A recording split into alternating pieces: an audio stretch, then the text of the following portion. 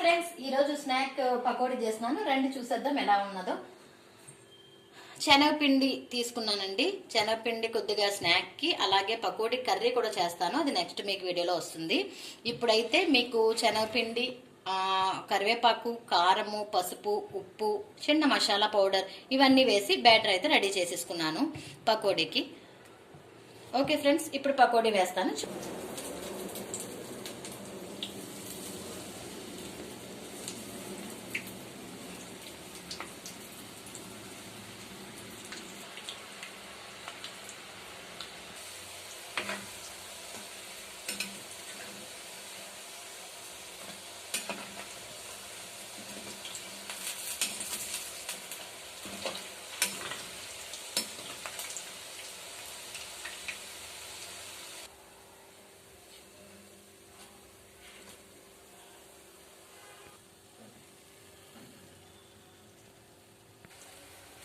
పకోడీ అంటే చాలా బాగుంటుంది కదండి. పిల్లలు తినడానికైనా మనకైనా సరే బాగుంటుంది పకోడీ. చల్లగా క్లైమేట్గా ఉంటే చక్కగా తినాలనిపిస్తుంది. కొద్దిగా వర్షం వచ్చినప్పుడు, చల్లగా ఉన్నప్పుడు మనకి ఇలాంటి స్నాక్ చేసుకుంటే కొద్దిగా తినడానికి బాగుంటుంది. అలాగే పకోడీ కూర కూడా చాలా బాగుంటుందండి. ఒకసారి చూసారో లేదో, మాకైతే ఇష్టం. చక్కగా చాలా రైస్తో అయితే పకోడీ కర్రీ చాలా బాగుంటుంది. గారెల పులుసు కూడా చాలా బాగుంటాయి. అలాంటివి మనం ఇంట్లో ప్రిపేర్ చేసుకుంటే ఎంత బాగుంటాయో కదండి. నేనైతే అలా సింపుల్గా ఒక్కొక్కసారి అలా చేసేస్తూ ఉంటాను. కాయగూరలు, మన వెజిటేబుల్స్ ఏమైనా లేనప్పుడు అలా చేసేస్తూ ఉంటాను. అలా కూడా పిల్లలకి ఇష్టం, మా వారు కూడా తింటారు.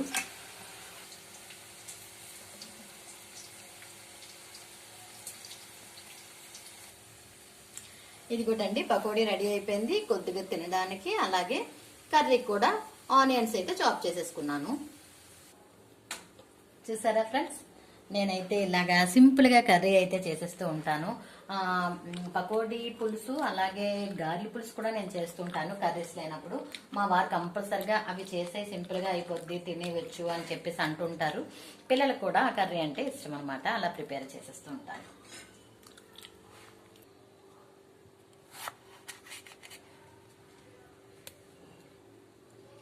టమాటా కూడా రెడీ చేసేసుకుంటున్నాను కర్రీకి.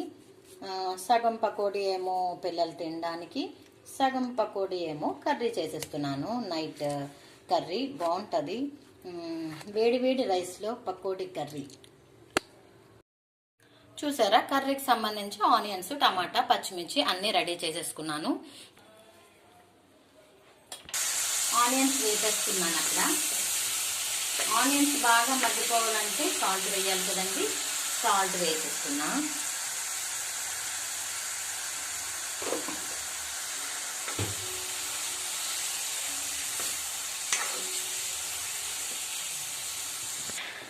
ఏ కర్రీస్లోనైనా సరే మనకి కరివేపాకు, కొత్తిమీర ఉంటే ఆ ఫ్లేవర్ వేరు కదండి. చాలా బాగుంటుంది ఆ టేస్ట్. నేను ఏది ఉంటే అది మాత్రం కంపల్సరిగా, కరివేపాకు అవనియండి, కొత్తిమీర అవనియండి, కంపల్సరిగా నేను కర్రీస్లో వేస్తాను. లాస్ట్లో అయినా మిడిల్లో అయినా కంపల్సరిగా ఆ ఫ్లేవర్ నచ్చుతుంది. అందువల్ల కంపల్సరిగా నేను కరివేపాకుని అయితే ఇంకా బాగా యూజ్ చేస్తాను, కొత్తిమీర ఉన్నా లేకపోయినా. చూసారా, కరివేపాకు ఆల్రెడీ వేసేసాను.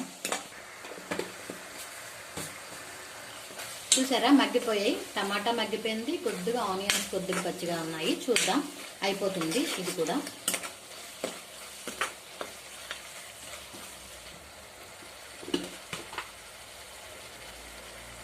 కొద్దిగా సరిపోయినంత ముందు కారం వేసేద్దాం. చిటికెడు పసుపు, చిన్న మసాలా పౌడర్,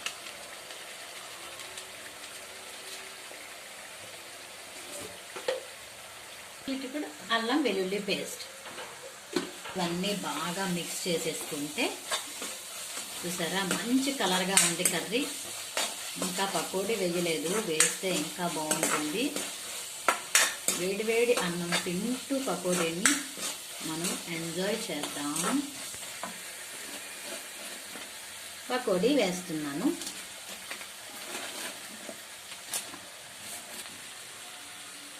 చేసేద్దాం అనుకుంటున్నానండి, అందుకే చింతపండు పకోడీ కర్రీ కాకుండా పులుసు చేసేస్తే బాగుంటుంది కదా అని చెప్పేసి పులుసుకి మన చింతపండు అయితే నానబెట్టేసుకున్నాను.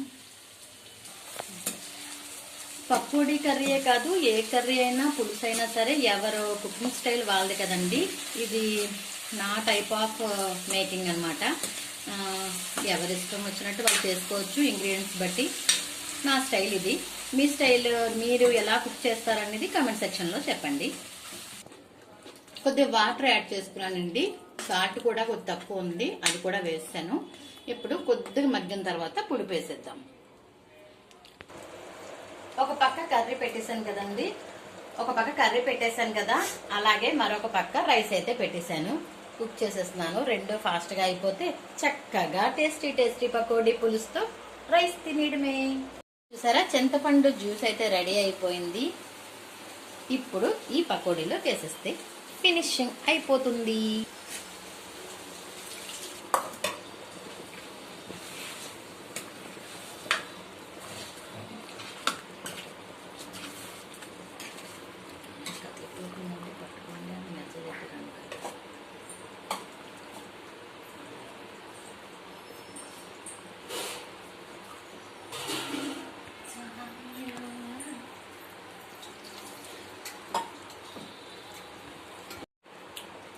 ఇది కొద్దిగా మీడియం ఫ్లేమ్లో పెట్టి కంప్లీట్ చేసేసి స్టవ్ ఆపేయడమే. అబ్బా, రెడీ అయిపోయింది. వేడి రైస్ అండ్ పకోడీ పులుసు, మొత్తం టేస్టీ ఫుడ్ రెడీ అయిపోయింది. ఈరోజు చాలా బాగుంది పులుసు అయితే. నేను టేస్ట్ చేశాను, చాలా బాగుంది. పిల్లలకు కూడా పెట్టేస్తున్నాను.